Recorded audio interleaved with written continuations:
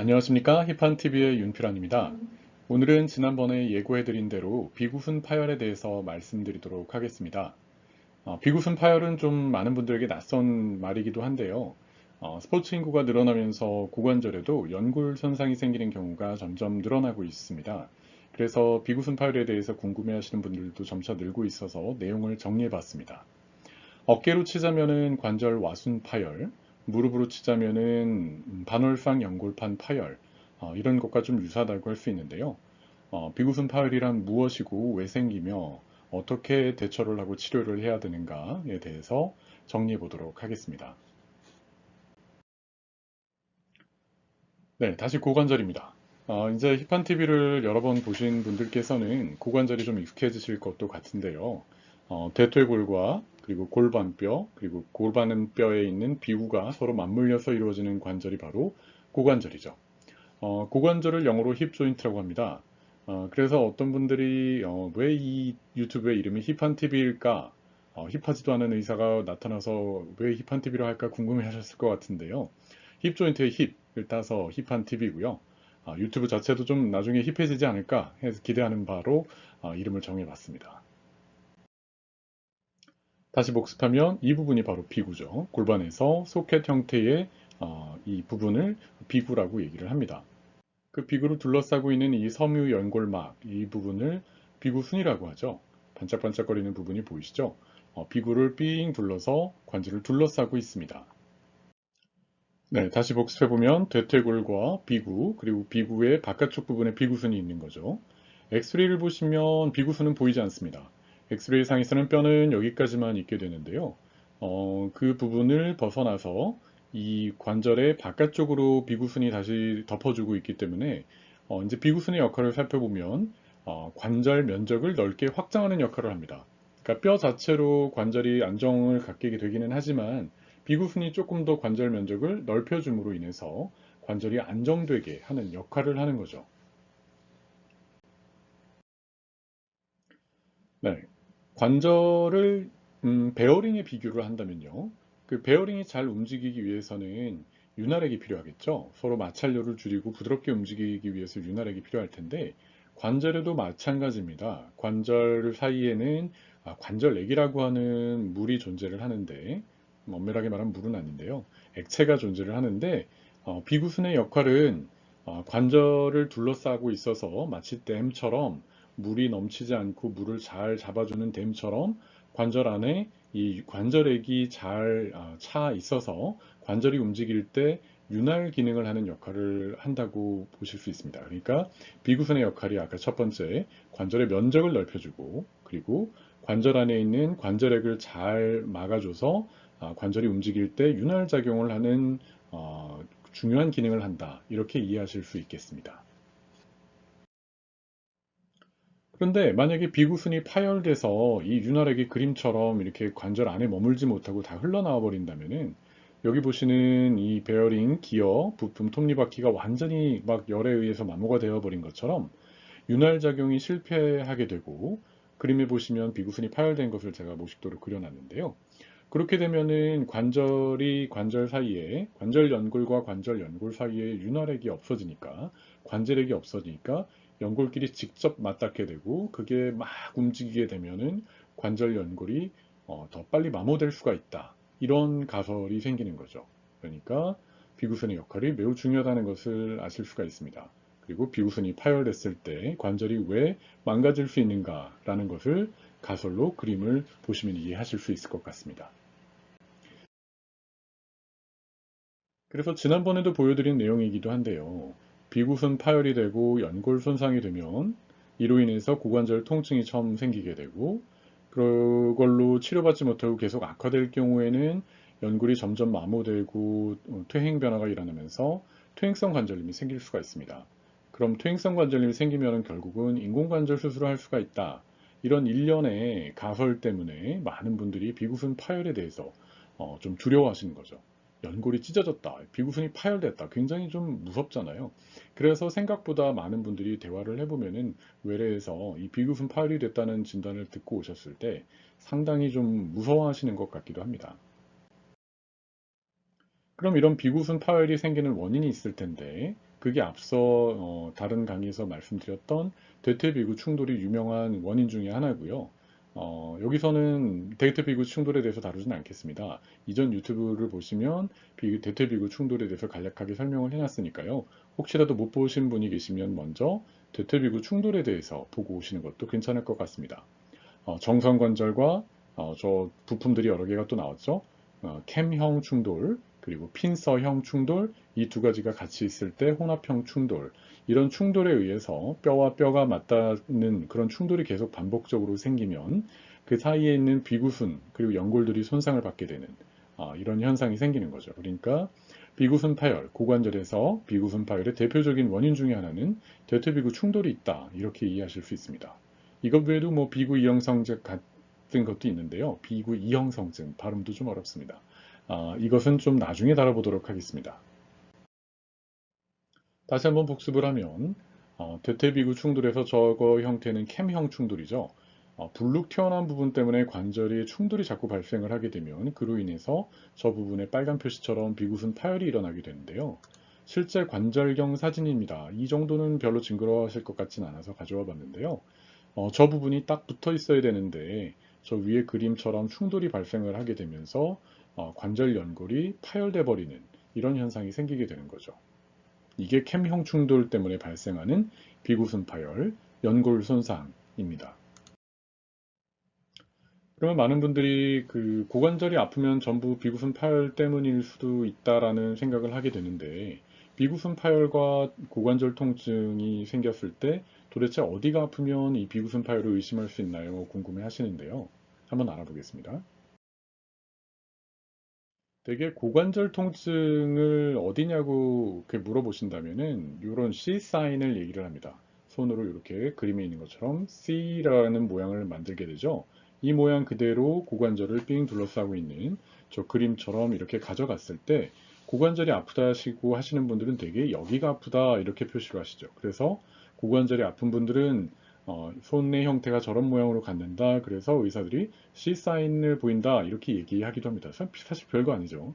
그런데 엉덩이 뒤쪽, 엉치 쪽이 아프다. 그런 경우에는 고관절이 아픈 경우도 있지만 대개는 허리 쪽에 신경이 눌리거나 이런 원인 때문에 아픈 경우가 많아서 그래서 이전 강의에서 또 고관절 통증이 어느 부위에 있을 때 어디가 아플 수 있다라는 것에 대해서도 말씀드리기도 했습니다. 그리고 대표적으로 비구순 파열이 있을 때 환자분들이 말씀하시는 내용들이 바로 이와 같습니다. 바닥에 앉을 때 많이 아프다. 바닥에 앉을 때는 쪼그려 앉는 것도 마찬가지고 대표적으로 양반다리가 안 된다고 하시는 분들도 계시죠. 그리고 오래 앉았다 일어나면 살짝 아이쿠 하면서 다리를 저는 경우도 많이 생기고요. 그와 비슷하게 차에 탈 때 고관절을 많이 굽히게 되잖아요. 굽히고 들어가면서 뒤틀는 동작을 하니까 그때 아프다. 또 운전을 오래 하고 나서 장거리 운전을 하고 나서 목적지에 다다라서 차에서 내릴 때 역시 고관절을 굽히면서 뒤틀면서 나오게 되는데 그때 고관절 통증이 굉장히 좀 심하다라고 말씀을 하시기도 합니다. 그리고 이건 또 뭐 용어로 치자면 슈퍼마켓 사인이라고도 하는데요. 시장을 볼 때 누가 저쪽에서 뭐 부른다든지 아니면 갑자기 할인을 한다고 할 때 그 카트에 손을 들고 하체를 고정한 채로 몸을 확 뒤틀면은 고관절이 회전이 되잖아요. 그럴 때 아프다. 그래서 또 이것도 슈퍼마켓 사인 뭐 이렇게 얘기도 하기도 하는데 갑자기 몸을 뒤틀 때 고관절 앞쪽 부위에 찌르듯이 통증이 나타나는 경우도 비구순 파열과 연관이 있을 수도 있습니다. 그리고 가장 특징적인 것 중에 하나가 가만히 있을 때 아픈 통증이 아니고요. 그리고 가만히 쉴 때 시도 때도 없이 그냥 뭐 아픈 통증이 아니라 대개는 활동에 의해서 나빠지는 통증입니다. 그래서 운동하고 나면 통증이 심해진다라고 말씀하시는 경우가 많죠. 그럼 또 많은 분들이 어떤 운동을 하면 도대체 더 많이 아파지나요? 하시는데 또 역시 대퇴비구 충돌에서 저와 같은 과도한 스트레칭이나 고관절의 움직임을 요하는 운동을 할 때 충돌이 일어나고 그로 인해 비구순 파열이 생길 수 있다라고 말씀을 드렸었죠. 대표적으로 사이클과 로드바이크를 그냥 뭐 가볍게 타시는 분들은 별 문제 없는데 되게 허리를 많이 굽히고 깊은 자세로 굉장히 오랫동안 어, 외래로 오셔서 고관절 통증이 너무 심하다라고 하시면서 자전거를 많이 탄다라고 하시는 분들 되게 여쭤보면은 그냥 1, 2km 타는 게 아니라 30km, 뭐 60km 뭐 어마어마하게 타시더라고요. 뭐 그것도 별거 아닌가요? 좀 되게 많이 타시면 아플 수가 있습니다. 그리고 골프도 마찬가지죠. 하체를 고정한 채로 회전 운동을 하게 되니까 회전 운동이 가해지는 주로 왼쪽에 통증이 생길 수가 있고, 볼링도 마찬가지입니다. 볼링도 동작에서 왼쪽 다리로 굽히면서 마치 런지 동작처럼 하게 되는데, 그 왼쪽 고관절에 많은 부하가 가해지면서 통증을 호소하시기도 하죠. 실제 제 환자분 중에 볼링 선수분들도 있습니다. 그리고 대표적인 격투기인 태권도, 뭐 킥복싱, 뭐 여러 요새는 운동 삼아서 이런 종목을 배우시는 분들이 많아서 발차기를 할 때 다리를 뒤틀게 되잖아요. 그럴 때 통증이 생기는 경우가 많죠.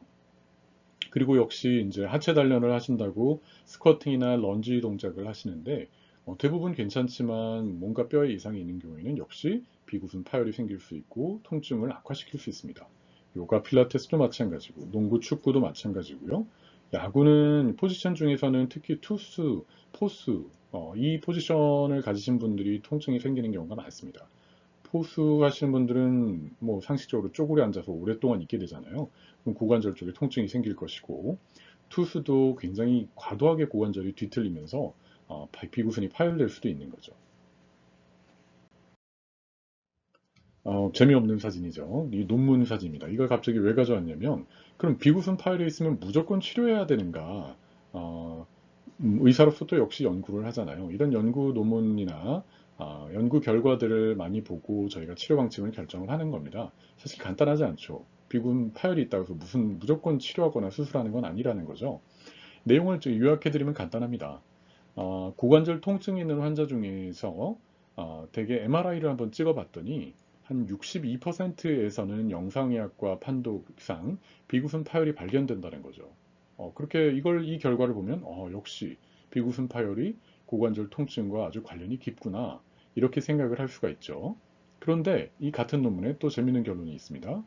고관절 통증이 없는 그 연구 참여자, 대개는 발론티어, 자발적으로 참여하는 연구 참여자들을 대상으로 조사하는 연구가 많죠. 그분들을 대상으로 해서도 MRI를 찍어봤더니 무려 54%에서 MRI상 비구순 파열이 발견된다는 겁니다. 얼핏 숫자로 보면 62%와 54% 크게 차이가 나는 것 같긴 하지만 결코 그렇지는 않죠. 의미가 있는 숫자가 아닐 수 있습니다. 그래서 고관절 통증이 있을 때 비구순 파열이 있으니 이것이 고관절 통증의 원인일 것이다라고 생각을 할 수도 있지만 통증이 없는 분들에서도 MRI를 찍었을 때 저렇게 우연히 비구순 파열이 발견되는 걸 보면 비구순 파열이 꼭 그 고관절 통증의 원인이라고 하기가 어려운 거죠. 내용이 좀 어렵습니다. 그래서 의사들도 고민을 많이 합니다. MRI를 찍었더니 비구순 파열이 보이는데 그것이 과연 환자분이 말씀하시는 고관절 통증의 원인인지 아닌지를 알기 위해서는 좀 더 면밀한 검사와 병력 청취 그리고 활동과의 연관성 이런 걸 고려하게 됩니다.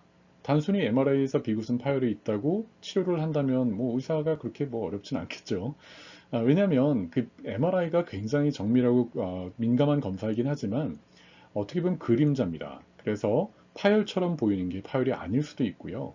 그러니까 그런 검사상의 오류도 있고 여러 가지 고려해야 될 상황들이 많은 거죠. 자, 그러면 언제 치료를 하는가 한번 보겠습니다. 특정 자세나 운동, 무리한 활동을 할 때마다 반복적으로 생기는 고관절 통증이 있습니다. 그러면서 전문의에게 검사를 받고 정밀 검사를 받아본 결과 분명한 비구순 파열이 있는 거죠. 그럴 때 대부분의 의사들은 약물 복용하시고 온찜질과 같은 보존 쪽 치료를 해서 파열을 악화시키는 자세와 운동을 피하고 안정을 하시기를 권장을 합니다.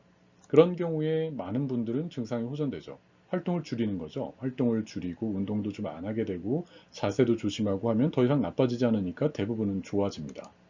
그런데 직업상 어쩔 수 없이 파열을 악화시킬 수도 있는 그런 활동을 해야 하거나 통증 때문에 운동을 못하게 되어 삶의 질이 너무 나빠진다 이렇게 말씀하시는 분들도 있습니다.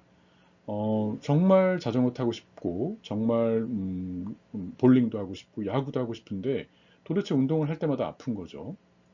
그리고 제가 항상 인상 깊게 생각하는 제 환자분 중에 한 분은 오토바이를 타셔야 되는데 왜 깊게 앉아서 타는 오토바이 있잖아요. 근데 거기가 너무 고관절이 아파서 타지를 못하시는 거예요. 그래서 충돌도 분명히 있고 파열도 있어서 수술을 해달라고 하셨던 분도 계시긴 합니다. 이런 식으로 삶의 질도 매우 중요합니다. 그런데 그러면서 대퇴비구 충돌, 아까 잠깐 말씀드렸던 비구 이형성증, 그리고 비구순 파열을 악화시킬 수도 있는 여러 가지 고관절의 형태 이상이 있는 경우에 증상이 지속되고 통증이 점점 악화되면 이런 경우에는 바로 수술을 하게 되죠. 수술과 같은 대표적으로 고관절 경술 같은 수술을 해서 치료를 하게 됩니다. 그러나 항상 제가 항상 강조하는 것이 아까 MRI상에서 우연히 비구순 파열이 발견되는 경우도 있고 그리고 비구순 파열이 있다고 해서 무조건 관절염으로 가는 것도 아니고 비구순 파열이 있다고 해서 무조건 인공관절 수술을 하는 것은 아닙니다. 저는 고관절을 치료하는 의사인데요. 이런 비구순 파열과 같은 관절경술뿐만 아니라 인공관절 치환술을 하게 되는데 저희가 대개 대퇴경부골절, 고관절 골절이 생기신 어르신들을 수술을 할 때 인공관절을 하게 되면은 관절 안을 눈으로 직접 들여다보게 되는 거죠. 근데 이 어르신은 지금까지 넘어지기 전에는 한 번도 고관절이 아프지 않으셨던 분이에요. 그런데 우연히 관절 내부를 저는 눈으로 보는 겁니다. MRI가 아니고요. 근데 비구순 파열이 있는 거죠. 어? 이 비구순 파열이 있는데 이분은 지금까지 고관절 통증이 없으셨던 겁니다. 그러니까 비구순 파열이 있다고 해서 7, 80대 어르신이 될 때까지도 관절염 없이 그냥 지내셨다는 거예요. 그러니까 비구순 파열이 있다고 해서 꼭 관절염으로 가는 게 반드시 그런 건 아니니까 너무 두려워하실 필요 없고 환자분을 진료하신 의사분이 이 경우는 별로 그렇게 크게 걱정하지 않으셔도 된다고 했을 때 아무 의미 없는 말이 아니라 그런 의미에서 드리는 말씀이라는 것을 이해하셨으면 좋겠습니다. 네, 그래서 이 그림을 한번 가져와 봤습니다. 왼쪽처럼 비구순이 잘 있어서 관절액이 유지되고 관절 연골이 마모가 안 되면 정말 좋을 텐데 파열돼서 저렇게 맞닿아 버리면 연골이 막 마모가 빨리 일어나서 퇴행성 관절염이 생길 것 같지만 실제로 그렇게 빨리 일어나거나 무조건 저렇게 되는 것도 아니에요. 네. 그래서 수술은 어떻게 하느냐? 실제로 봉합을 합니다. 실로 꼬매는 것처럼 관절경으로 저와 같이 구조가 좀 이해가 안 가실 수도 있는데 아래 대퇴뼈가 있고 골반뼈가 비구가 있고 그 부분에 파란 부분이 찢어진 비구순입니다. 그 비구순을 저렇게 봉합을 하는 거죠. 실로 꼬매는 겁니다. 다른 그림으로 보여드리면 이와 같이 바늘로 진짜로 바늘로 꼬매는 거죠. 저렇게. 옛날에 제가 초등학교 시절, 저는 국민학교였죠. 실과라는 과목이 있었는데 그때 이제 무슨 뭐 복주머니 만들고 뭐 바느질 하잖아요. 그럴 때 제가 꽤 바느질 잘했습니다. 그러니까 한 과목도 허투루 하지 않고 최선을 다한다면 나중에 꼭 쓸 때가 있는 거죠. 이렇게 바느질을 하게 됩니다. 바느질을 해서 이건 실제 제가 파열된 비구순을 봉합한 사진입니다. 이렇게 실이 보이시죠? 봉합해서 가지런하게 이렇게 잘 정리를 하면 통증을 호전시킬 수 있는 거죠. 이렇게 수술을 하기도 합니다. 그런데 그 비구순 파열이 지금 대표적으로 이제 대퇴비구 충돌에 의한 비구순 파열을 말씀드렸는데요. 그거 말고 비구 이형성증에 의한 비구순 파열도 있습니다. 내용이 점점 복잡해지는데 제가 여기서 비구순 파열 중에 비구 이형성증에 대해서 많이 말씀을 안 드린 이유는 이 주라는 좀 어려워요. 그러니까 이 내용에 대해서 말씀을 드리는 거는 오히려 많은 분들이 헷갈릴 수도 있고 어떻게 해야 되는가를 좀 궁금해하실 것 같아서 여기서는 더 이상 말씀드리지는 않고요. 다음 기회에 말씀을 드리도록 하겠습니다. 간단히 설명을 드리면 비구 이형성증이라는 거는 대퇴비구 충돌이라는 것은 뼈가 너무 많이 튀어나와서 부딪히는 거라고 말씀드렸잖아요. 그러나 비구 이형성증은 골반이 좀 작은 겁니다. 고관절이 좀 작은 거예요. 선천적으로. 주황색 모양으로 골반에 비구뼈가 이렇게 충분히 관절을 덮어주고 있어야 되는데 비구 이형성증에서는 그 골반에 좀 골관절이 작아서 충분히 덮여주지 못하는 거죠. 뼈가 작기 때문에 대신에 비구순이 왼쪽의 정상 관절에 비해서 오른쪽의 이형성증에서의 비구순은 저렇게 길고 좀 두껍고 좀 크게 됩니다. 그래서 뼈가 하는 역할을 대신해서 하는 중요한 역할을 더 많이 하는 거죠. 저게 파열될 경우에는 더 문제가 많이 생길 수가 있습니다. 이렇게 약간 찢어지는 경우도 있고 중간 단계로 찢어지는 경우도 있고 완전히 파열돼 버리는 경우도 있는데 이런 경우에는 단순히 봉합하는 것만으로도 치료가 어려울 수 있고 사진에서 보시는 것처럼 혹시 비구 이형성증 진단을 받으시고 이 유튜브를 보시는 분 중에 뼈를 잘라야 된다, 뭐 절골수를 해야 된다 이런 무서운 얘기를 들으신 분도 계실 텐데요. 실제로 저렇게 뼈를 잘라서 지붕을 크게 만들어주는 절골술을 하게 되는 경우도 있죠. 그래서 비구 이형성증에 대해서는 다음 시간에 한번 알아보도록 하겠습니다.